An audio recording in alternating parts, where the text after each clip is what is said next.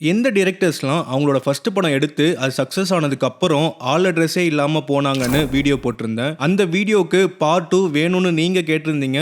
So அடுத்த set of லிஸ்டோட இப்போ வந்திருக்கேன். வேற எந்த டிரெக்டர்ஸ்க்கெல்லாம் ஃபர்ஸ்ட் படம் சக்ஸஸ் ஆனதுக்கு அப்புறமும் அடுத்த படம் வராம இருக்குன்னு வாங்க பார்க்கலாம். நீங்க இப்போதான் ஃபர்ஸ்ட் டைம் ஃப்ரைடே ஃபிலிம்ஸ் சேனலை பார்க்குறீங்கன்னா சேனலை சப்ஸ்கிரைப் பண்ணிட்டு வாங்க, வீடியோக்குள்ள போகலாம்.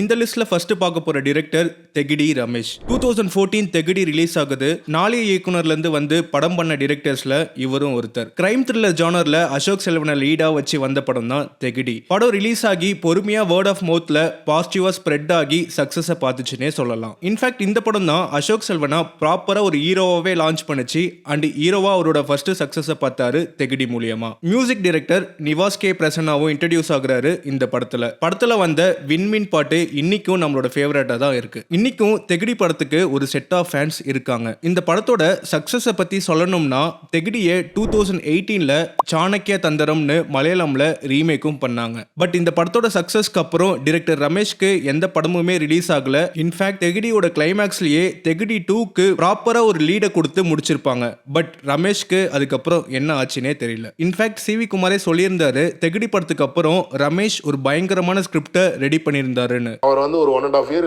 இருந்து உட்காந்து ஒரு கதை எழுதிட்டு வந்தாரு. 9 வருஷம் ஆயிடுச்சு. இப்போ வரைக்கும் நான் அந்த மாதிரி இன்னொரு ஸ்கிரிப்ட் படிக்கல. பட் ரமேஷ்க்கு தெகிடி படத்துக்கு அப்புறம் எந்த படமுமே வராம போயிடுச்சு. கொஞ்சம் பேர் என்ன சொல்றாங்கன்னா அவர் திரும்ப ஐடி ஜாப்க்கே போயிட்டாருன்னு. 10 இயர்ஸ் ஆஃப் தெகிடி அப்போ ஒரு அனௌன்ஸ்மெண்ட் வந்துச்சு இந்த மாதிரி தெகிடி 2 வரப்போகுதுன்னு. பட் அதுவுமே எதுவுமே நடக்காம போயிடுச்சு. ரமேஷை பார்த்தீங்கன்னா ஒரு பேஷனேட்டான டிரெக்டர், ஷார்ட் ஃபிலிம்ஸ் நாளி இயக்குனர்னு பல ஸ்ட்ரகிள்ஸ்க்கு அப்புறம் டிரெக்டர் ஆகி சக்சஸ்ஃபுல்லான படத்தையும் கொடுத்தாரு. என்னதான் அவரோட ஃபர்ஸ்ட் படம் சக்சஸ் ஆனாலும் அதுக்கப்புறம் அவருக்கு எந்த படமுமே வராம போயிடுச்சு. அவர்கிட்ட இருந்து ஏதாவது ஒரு அப்டேட் வந்துச்சுன்னா நான் பயங்கர சந்தோஷமா இருப்பேன். இந்த லிஸ்ட்ல அடுத்த டைரக்டர் ஜில் ஜங் ஜக்கோட தீரஜ் வைதி. 2014 தீரஜ் வைதி ஜில் ஜங் ஜக்னு ஒரு பைலட் ஃபிலிம் எடுக்கிறாரு. அந்த படத்தை சித்தார்த் பார்த்து புடிச்சு போய் ஃபுல் ஸ்கிரிப்டை ரெடி பண்ணிட்டு வாங்கன்னு சொல்றாரு. அப்படி டேக் ஆஃப் ஆகி 2016ல ரிலீஸ் ஆன படம் தான் ஜில் ஜங் ஜக். வெஸ்டர்ன் ஸ்டைல்ல தீரஜ் படத்தை ட்ரீட் பண்ண விதம் தமிழ் சினிமாக்கு புதுசாவே இருந்துச்சு. அதோட படத்துல வந்த பிளாக் காமெடி எல்லாமே சூப்பராகவே ஒர்க் அவுட் ஆயிருந்துச்சு. ஒரு ஃபன் என்டர்டெயின்மெண்டான படமா அமைஞ்சது ஜில் ஜங் ஜக். மச்சி யார் ஹீரோயின்? ஹீரோயின்லாம் வேணாம் மச்சி, ஹீரோயினாலே பிரச்சனை. இந்த படம் எல்லாருக்குமே பிடிக்குமான்னு கேட்டா இல்லைன்னு தான் சொல்லுவேன். ஏன்னா படத்தோட ப்ரொடியூசரான சித்தார்த்தே இந்த படத்தை ஒரு செட் ஆஃப் ஆடியன்ஸ்க்கு மட்டும்தான் நாங்கள் எடுத்தோன்னு சொல்லியிருந்திருப்பாரு. ஜில் ஜங் ஜக் ஒரு மிகப்பெரிய வெற்றி படம். எங்களுக்கு வந்து ரொம்ப நல்ல லாபம் கொடுத்த படம்.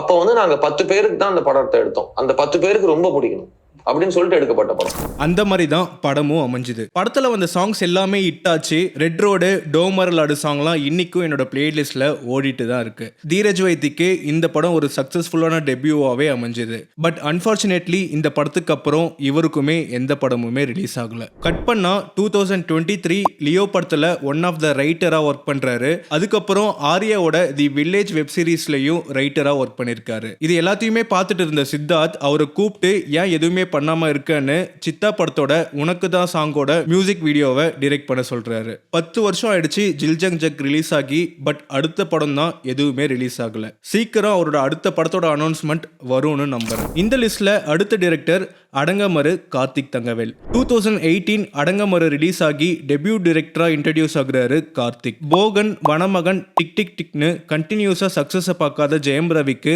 அடங்கமரு ரொம்ப வருஷத்துக்கு அப்புறம் ஒரு கமர்ஷியல் சக்சஸை கொடுக்குது. போலீஸ் ஆஃபீஸரா வந்த ஜெயம் ரவி அவங்க குடும்பத்தை சாவடிச்சவங்களை எப்படி ரிவெஞ்ச் எடுக்கிறாருன்றது தான் அடங்கமரு. யூஸ்வலான ஒன்லைனா இருந்தாலும் டைரக்டர் கார்த்திக் அவரோட ஸ்டைல்லையே என்கேஜிங்காகவும் இன்ட்ரெஸ்டிங்காகவும் படத்தை கொடுத்திருந்தாரு. இந்த டைரக்டரை நான் இந்த லிஸ்ட்ல வச்சதுக்கு காரணமே நீங்க தான். பார்ட் 1 வீடியோவோட கமெண்ட்ஸ்ல நிறைய பேர் இந்த டைரக்டரை மென்ஷன் பண்ணிருந்தீங்க. அதனாலேயே இவரை இந்த வீடியோல பேசியே ஆகணும்னு முடிவு பண்ணேன். படம் ரிலீஸ் ஆகி ஹிட் ஆகி பல பெயரை வாங்குச்சு. அப்படி இருந்தும் ஏன் கார்த்திக்கு அடுத்த படம் ரிலீஸ் ஆகலன்னு தெரியல. உங்களுக்கு கார்த்திகை பத்தி ஏதாவது அப்டேட் தெரிஞ்சுச்சுன்னா கமெண்ட்ல சொல்லுங்க. இந்த லிஸ்ட்ல அடுத்ததா பார்க்க போற டைரக்டர் அவர் வெறும் டைரக்டர் மட்டும் இல்ல, ஒரு ஆக்டர், ஒரு மியூசிக் டைரக்டர், அதுக்கப்புறம் தான் டைரக்டர். அவர் வேற யாரும் இல்ல, தர்புக சிவா. 2015 தர்புக தர்புக சிவா ஆக்டரா டெபியூ பண்றாரு ராஜதந்திரம் படத்துல. காமிக்கலா அழகா அவர் கொடுத்த ரோலை கேரி பண்ணியிருந்திருப்பாரு அந்த படத்துல. ஆக்டர் ஆனதுக்கு அப்புறம் தர்புக சிவா அடுத்த வருஷமே மியூசிக் டைரக்டரா இன்னொரு அவதாரம் எடுக்கிறாரு. 2016 கிடாரி படத்தோட மியூசிக் டைரக்டரா டெபியூ பண்றாரு. ஆனா இந்த படத்துக்கு முன்னாடியே இவர் போட்ட பாட்டு மிஸ்டர் எக்ஸ்ன்னு பேர்ல ரிலீஸ் ஆச்சு. அது வேற எதுவும் இல்ல, என்னை நோக்கி பாயும் தோட்டா படத்துல வந்த மறுவார்த்தை பாட்டு. பயங்கர ஹிட் ஆச்சு, பெரிய பஸ்ஸை கிரியேட் பண்ணுச்சு. யார் அந்த எக்ஸ்ன்னு அப்புறம் ஃபைனலா ரிவீல் பண்ணாங்க, அது தர்புக சிவான்னு. அதுக்கப்புறம் 2019 அகைன் இன்னொரு அவதாரம் எடுக்கிறாரு, இந்த டைம் டிரெக்டரா. MNMN shooting in progress written and directed by Darbuka சிவான்னு ஒரு போஸ்டர் ரிலீஸ் ஆகுது. அந்த போஸ்டரை பார்த்தப்போ இன்னைக்கும் எனக்கு ஞாபகம் இருக்கு, நான் பயங்கர ஷாக்ல இருந்தேன். இந்த ஆளுக்கு என்னதான் வராதுன்னு நினைச்சுக்கிட்டேன். அதுக்கப்புறம் 2020ல படத்தோட டைட்டில் ட்ராக் ரிலீஸ் ஆச்சு and it become one of my favourite song. அந்த டைம் என்னோட டெய்லி ருட்டீனே மார்னிங் எந்திரிச்சோனே அந்த பாட்டை கேட்கறது தான். அந்த ஒரு சாங் படத்து மேல பயங்கரமான எக்ஸ்பெக்டேஷனை கிரியேட் பண்ணுச்சு.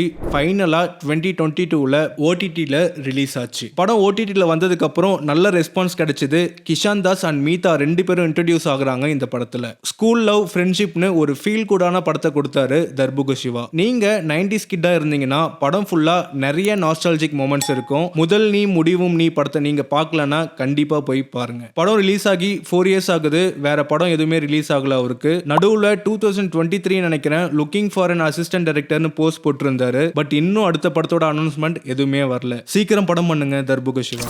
இந்த லிஸ்ட்ல அடுத்த டைரக்டர், இவர் டைரக்டர் ஆகிறதுக்கு முன்னாடி 20 வருஷம் ஒரு சக்சஸ்ஃபுல்லான ஆக்டரா இருந்திருக்காரு. அது வேற யாரும் இல்ல, நம்ம மாதவன். 2018 ராக்கெட்ரி படத்தோட ஃபர்ஸ்ட் லுக் ரிலீஸ் ஆகுது. போஸ்டர்ல பார்த்தா ஆக்டர், ரைட்டர், டிரெக்டர், ப்ரொடியூசர்னு எல்லாத்துக்கும் கீழே இருந்த ஒரே நேம் மாதவன். தி சயின்டிஸ்ட் நம்பி நாராயணனோட பயோபிக்க ராக்கெட்ரி தி நம்பி எஃபெக்ட்னு எடுத்து மாதவன் 2022ல ரிலீஸ் பண்றாரு. இந்த படம் one of the best film of 2022னே சொல்லுவேன். நான் என்ன சொல்றது, அந்த வருஷத்தோட பெஸ்ட் ஃபிலிம்கான நேஷனல் அவார்டை வாங்குச்சு ராக்கெட்ரி படம். ராக்கெட்ரி படம் ட்ரைலிங்குவலா ரிலீஸ் ஆச்சு, தமிழ், ஹிந்தி, இங்கிலீஷ்னு. தமிழ்ல சூர்யாவும் ஹிந்தியில ஷாருக் கானும் ஒரு ஸ்பெஷல் அப்பியரன்ஸ் பண்ணியிருந்தாங்க இந்த படத்துல. ஒரு டெபியூ டைரக்டரோட படம் மாதிரியே இல்ல. அஃப்கோர்ஸ் அவரோட 20 இயர்ஸ் ஆஃப் எக்ஸ்பீரியன்ஸ் படத்துல தெரிஞ்சது. ஒரு இடத்துல கூட சொதப்பாம படத்தை ஸ்டார்டிங்ல இருந்து எண்டு வரை இன்ட்ரெஸ்டிங்காவே படத்தை கொடுத்திருந்தாரு. நம்பி கேரக்டருக்கு மாதவன் போட்ட எஃபோர்ட் ஸ்கிரீன்ல நல்லாவே தெரிஞ்சது. அந்த ரோலை ரொம்ப கன்வின்சிங்காவே அவர் பண்ணியிருந்தாரு. இந்த படம் வந்த டைம்ல நான் இந்த படத்துக்கு ப்ரொமோஷன் பண்ணிட்டு சுத்திட்டு இருந்தேன். என்னை சுத்தி இருக்க எல்லாரையுமே டார்ச்சர் பண்ணி பார்க்க வச்சேன். நீங்க இன்னும் ராக்கெட்ரி படம் பார்க்காம இருக்கீங்கன்னா கண்டிப்பா போய் சீக்கிரம் பாருங்க, ஒர்த்தா இருக்கும். ராக்கெட்ரி மாதிரி சாலிடான ஒரு படத்தை கொடுத்ததுக்கு அப்புறம் வேற எந்த படமும் மாதவன் டைரக்ட் பண்ணல. மாதவன் எந்த மாதிரியான டைரக்டர்னு இந்த படம் பார்த்ததுலே தெரியுது. இவரு என்டர்டெயின்மெண்ட்டுக்கு டைரக்டர் ஆனவர் இல்ல, ஒரு விஷயத்தை மக்கள் கிட்ட ஸ்ட்ராங்கா கொண்டு போய் சேர்க்கணும்னு அந்த வெறி தான் அவரை டைரக்டர் ஆக்குச்சு. இந்த மாதிரி சொல்ல வேண்டிய பல கதைகள் நம்ம ஊர்லயே இருக்கு. இந்த மாதிரி படங்கள் உங்களால மட்டும்தான் பண்ண முடியும். நீங்க உங்களோட அடுத்த படத்தை பொறுமையா பண்ணுங்க, நாங்க வெயிட் பண்றோம். அடுத்ததா பார்க்க போற டைரக்டர் அறம் பண்ண கோபி நயனார். இவர் டெபியூ பண்றதுக்கு முன்னாடி கத்தி படத்தோட ஸ்டோரி என்னோடதுன்னு சொல்லி கேஸ் போட்டு அப்போவே மீடியா மக்கள் கிட்ட ஃபேமஸ் ஆனாரு. அந்த இஷ்யூக்கு அப்புறம் 2017 ஃபர்ஸ்ட் படமே நயன்தாராவை வச்சு ரிலீஸ் ஆகுது அறம். போர்வெல்காக போட்ட குழியில விழுந்த ஒரு குழந்தைய இருக்கிற சவால் எல்லாத்தையும் தாண்டி காப்பாத்துறாங்களா இல்லையான்னு சொல்ற படம் தான் அறம். இந்த பிரச்சனையில ஒரு கலெக்டர் என்னென்ன பாலிடிக்ஸ்லாம் ஃபேஸ் பண்றாங்க, அதை எப்படி அவங்க ஹேண்டில் பண்றாங்கன்னு இன்ட்ரெஸ்டிங்கா பேக்கேஜ் பண்ணி கொடுத்திருந்தாரு கோபி நயனார். படம் ரிலீஸ் ஆகி நல்ல ரெஸ்பான்ஸை வாங்குச்சு. அது மட்டும் இல்லாம நிறைய அவார்ட்ஸையும் வாங்கி குவிச்சுது. இந்த படத்துக்கு அப்புறம் கோபி நயனார் ஜெய்ய வச்சு கருப்பர்னு அவரோட அடுத்த படத்தை பண்ணாரு. அந்த படத்தோட டீசருமே ரிலீஸ் ஆச்சு. 2024ல ரிலீஸ் பண்ண பிளான் பண்ணாங்க. பட் சென்சார் போர்டு இந்த படத்துக்கு சர்டிபிகேட் கொடுக்க மாட்டேன்னு சொல்லிட்டாங்க. இந்த படத்தோட பிரச்சனை ஒரு பக்கம் நடந்தாலும் கோபி நயனார் அங்கேயே நிக்காம அவரோட அடுத்த படத்தை எடுக்க ஸ்டார்ட் பண்ணிட்டாரு. வெற்றிமாறன் ப்ரொடக்ஷன்ல ஆண்ட்ரியாவை வச்சு மனுஷின்னு ஒரு படத்தை எடுத்து முடிச்சாரு. இந்த படத்தோட டீசருமே ரிலீஸ் ஆச்சு. டீசர் எனக்கு ரொம்பவே பிடிச்சது. படத்துக்கான எக்ஸ்பெக்டேஷனை நல்லாவே கிரியேட் பண்ணுச்சு அந்த டீசர். டீசர்லயே பல விஷயத்த போல்டா எந்த ஒரு ஃபில்டர் இல்லாம காமிச்சிருந்தாரு கோபி நயனார். போன படம் மாதிரியே இந்த படத்துக்கும் சென்சார் போர்டு சென்சார் சர்டிபிகேட்டை தர மாட்டேன்னு சொல்லிட்டாங்க. எப்போ சென்சார் போர்டு சொன்ன 37 கட்ட படத்துல பண்றாங்களோ அப்பதான் படத்துக்கு சர்டிபிகேட் தருவேன்னு சொல்லிட்டாங்க. இதை அப்போஸ் பண்ணி படத்தோட ப்ரொடியூசர் வெற்றிமாறன் பெட்டிஷன் போட்டாரு. பல இயரிங்க்கு அப்புறம் ஜட்ஜ் ஜட்ஜே படத்தை பார்த்துட்டு 37 கட்டுலாம் தேவையில்லை, குறிப்பிட்ட சீனை மட்டும் ரிமூவ் பண்ணிட்டு சென்சார் போர்டை சென்சார் சர்டிபிகேட் கொடுக்க சொல்லி ஆர்டர் கொடுத்தாங்க. பட் அதுக்கப்புறமும் எந்த ஒரு அப்டேட்டுமே இல்லை. கோபி நயனார் வழக்கம் போல அவரோட அடுத்த படத்தை நோக்கி போயிட்டாரு. ரீசெண்டா அந்த படத்தோட ஃபர்ஸ்ட் லுக்குமே ரிலீஸ் பண்ணியிருந்தாங்க. ராதிகாவை வச்சு காலனின்னு ஒரு படம் எடுத்திருக்காரு. இந்த படமாச்சு எந்த ஒரு சிக்கலுமே இல்லாம ரிலீஸ் ஆகும்னு நம்புறேன். இந்த லிஸ்ட்ல அடுத்த டைரக்டர் விவேக் இளங்கோவன். இவர் எந்த படத்தோட டைரக்டர்னா வெள்ளைப்பூக்கள். 2019 விவேக்கை வச்சு வெள்ளைப்பூக்கள் ரிலீஸ் ஆகுது. இந்த படத்துல விவேக் அவர் யூசுவலா பண்ற கேரக்டரா இல்லாம ஒரு ரிட்டையர்டு போலீஸ் ஆபீசரா லீட் ரோல்ல நடிச்சிருந்தாரு. படம் ரிலீஸ் ஆகி நல்ல பேரை வாங்குச்சு. முக்கியமா விவேக்கோட பெர்ஃபார்மன்ஸ் நல்லாவே பேசப்பட்டுச்சு. டைரக்டர் விவேக் இளங்கோவன் உண்மையா நடந்த கதையை வச்சு வெள்ளைப்பூக்கள் படத்தை பண்ணியிருந்தாரு. படத்தை எங்கேயுமே போர் அடிக்காத மாதிரி ஸ்கிரீன் பிளே பண்ணி கெஸ் பண்ண முடியாத அளவுக்கு ஒரு நல்ல ட்விஸ்டோட ஒரு கிரைம் த்ரில்லரை கொடுத்தாரு. வெள்ளைப்பூக்களுக்கு அப்புறம் விவேக் இளங்கோவன் எந்த படமுமே எடுக்கல. இதுல இன்ட்ரெஸ்டிங் ஃபேக்ட் என்னன்னா, விவேக் இளங்கோவன் மைக்ரோசாஃப்ட்ல ஒர்க் பண்ணிட்டு இருந்தாரு இந்த படத்தோட ஷூட்டிங் அப்போ.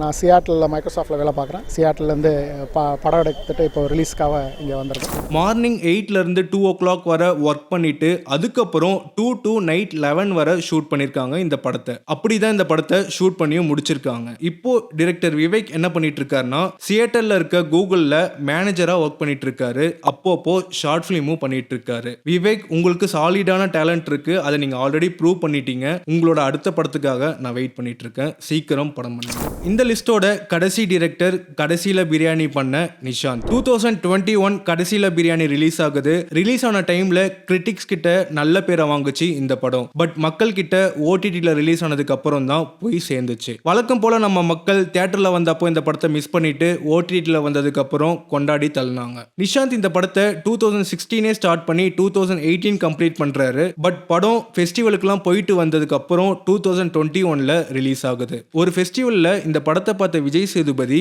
படம் ரொம்ப பிடிச்சி போய் படத்தை மக்கள் கிட்ட கொண்டு போய் சேர்க்கணும்னு நினைச்சாரு. அதனால படத்துக்கு ஃபுல்லா வாய்ஸ் ஓவர் அவரே கொடுத்து ஒரு சீன்லயுமே ஃப்ரீயா நடிச்சு கொடுத்துட்டு போயிருப்பாரு Vijay Sethupathi for a reason. கடைசியில பிரியாணி ஒரு ப்ராப்பர் த்ரில்லர் படம். கண்டிப்பா நீங்க பார்க்கலனா போய் பாருங்க. ஒரு மலையாளம் படம் பார்த்த ஃபீல் கிடைக்கும். நம்ம மக்கள் தமிழ்ல ஏன் மலையாளம்ல வர மாதிரி படங்கள் வர மாட்டேங்குதுன்னு கேட்பாங்க. அப்படி ஒரு படம் வந்துச்சுன்னா அதை கண்டுக்க கூட மாட்டாங்க. அப்படிப்பட்ட ஒரு படம் தான் கடைசியில பிரியாணி. நீங்க பார்க்கலனா போய் பாருங்க. ஒரு புது எக்ஸ்பீரியன்ஸ் கிடைக்கும்.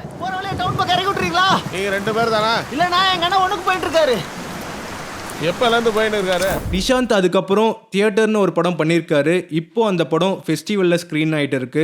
சீக்கிரமே தியேட்டரில் ரிலீஸ் ஆகும். நிஷாந்த், உங்களோட தியேட்டர் படத்தை தியேட்டரில் பார்க்கறதுக்கு வெயிட் பண்ணுறேன். இப்போ நான் சொன்ன லிஸ்ட்டில் எந்த டிரெக்டரோட படங்களுக்கெல்லாம் நீங்கள் வெயிட் பண்ணுறீங்கன்னு கமெண்ட்டில் சொல்லுங்கள். நான் சொன்ன டிரெக்டர்ஸ் மட்டும் இல்லாமல் வேற யாராவது உங்களுக்கு தோணுச்சுன்னா அந்த டிரெக்டரை கமெண்ட்டில் சொல்லுங்கள். இந்த வீடியோ உங்களுக்கு பிடிச்சிருந்தா லைக்கை போட்டு விட்டுருங்க. அண்ட் ஒன்ஸ் அகைன், நீங்கள் சேனலை சப்ஸ்கிரைப் பண்ணாமல் பார்க்குறீங்கன்னா சப்ஸ்கிரைப் பண்ணிவிடுங்க. அப்போ தான் நான் போடுற வீடியோ உங்களை உடனே வந்து சேரும். அடுத்த வீடியோவில் சீக்கிரம் சந்திக்கலாம்.